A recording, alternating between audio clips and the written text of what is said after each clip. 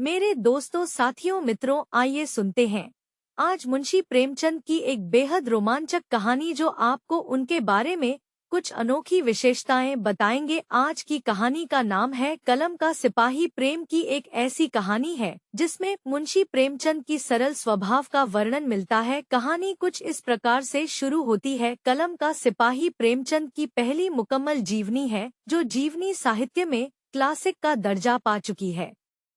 अमृत राय की लिखी इस किताब को 1963 में साहित्य अकादमी पुरस्कार और 1971 में सोवियतलैंड नेहरू पुरस्कार मिला। दक्षिण के एक हिंदी प्रेमी चंद्रहासन प्रेमचंद से मिलने काशी आए।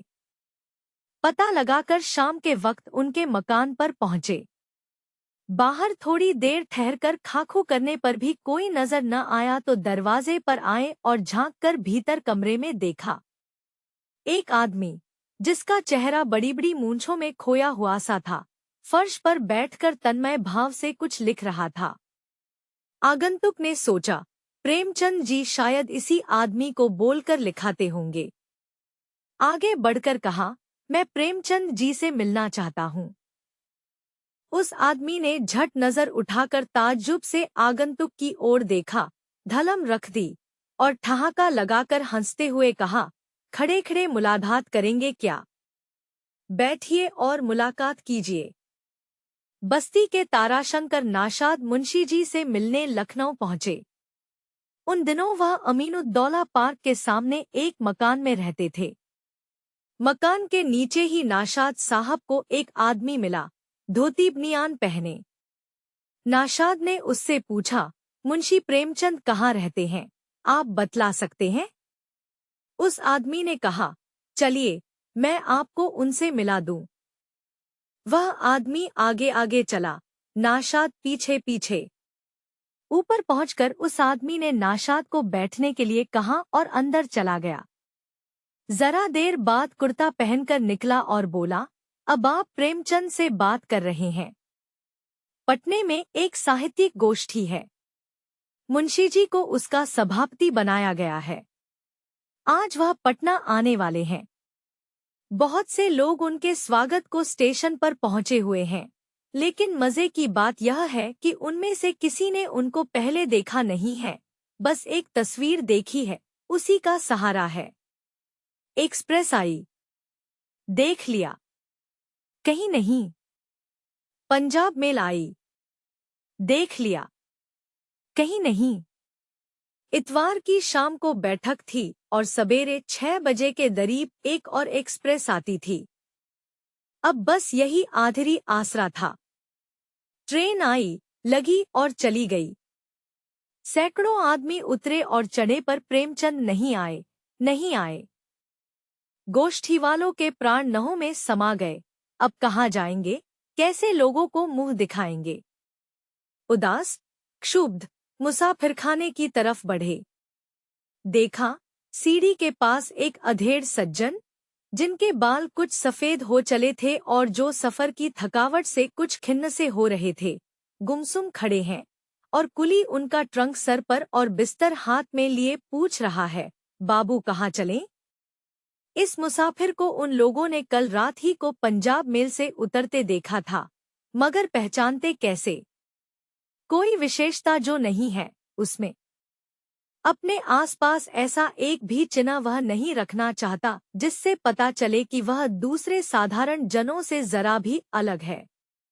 कोई तिलकत्रिपुंड से अपने विशेषत्व की घोषणा करता है, कोई रेशम के कुर्ते और उत्तरीय के बीच से झांकने वाले अपने ऐश्वर्य से, कोई अपनी साज सज्जा के अनोखेपन से, कोई अपनी किसी खास अदा या ढप से, यहाँ तक कि एक यत्न साधित सतर्क सरलता भी होती है जो स्वयं एक प्रदर्शन या आडंबर बन जाती है।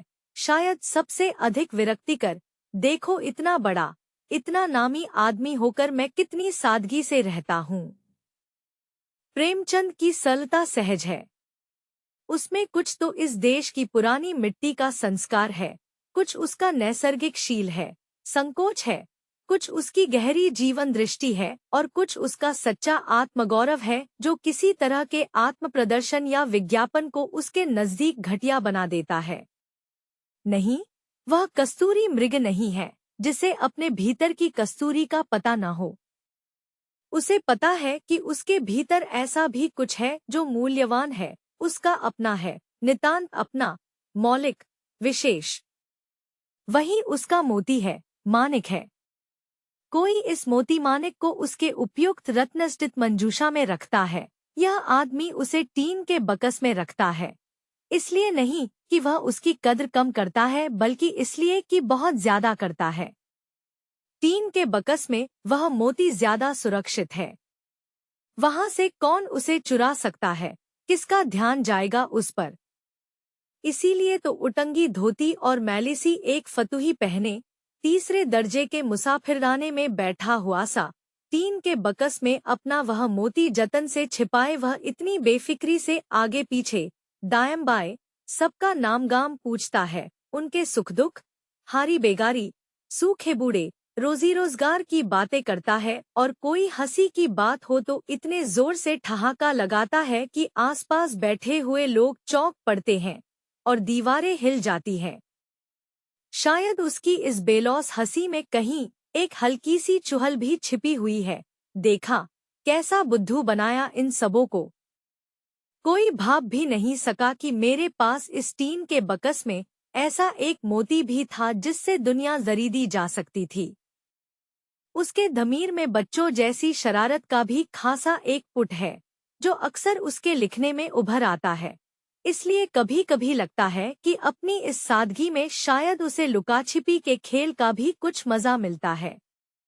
जिस नितांत साधारण बंधीट की दिनचर्या से उसकी जिंदगी का सांचा बना था, उसको देखते हुए शायद उस मोती के पानी को, उसकी चमक को बराबर बनाए रखने का दूसरा कोई उपाय भी न था।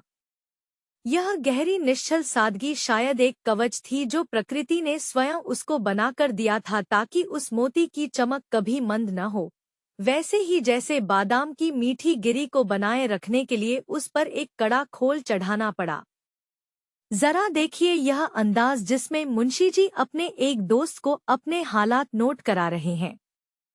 तारीख पैदाइश संवत 1937। बाप का नाम मुंशी अजायब लाल। सुकूनत मीज़ा मढ़वा, लम्ही, मुत्तसिल पांडेपुर, बनारस। इब्तदान 8 साल तक फारसी पढ़ी, फिर अंग्रेजी शुरू की। बनारस के कॉलेजिएट स्कूल से एंट्रेंस पास किया। वालिद का इंतकाल 15 साल की उम्र में हो गया। वालिदा 7वें साल गुजर चुकी थी। फिर तालीम के सीरे में मुलाजमत की।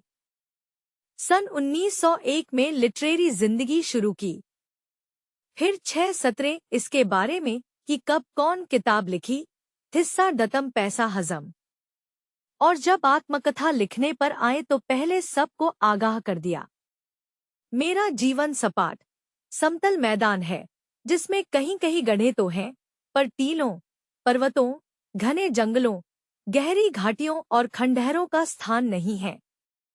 जो सज्जन पहाड़ों की सैर के शौकीन हैं, उन्हें तो यहाँ निराशा ही होगी। यानी कि जिसे आना हो, समझबूझ कर आए। और सच तो यह है कि अगर ऐसी कुछ बात ही न आ पड़ती तो शायद उस व्यक्ति ने अपने बारे में इतना भी न लिखा होता।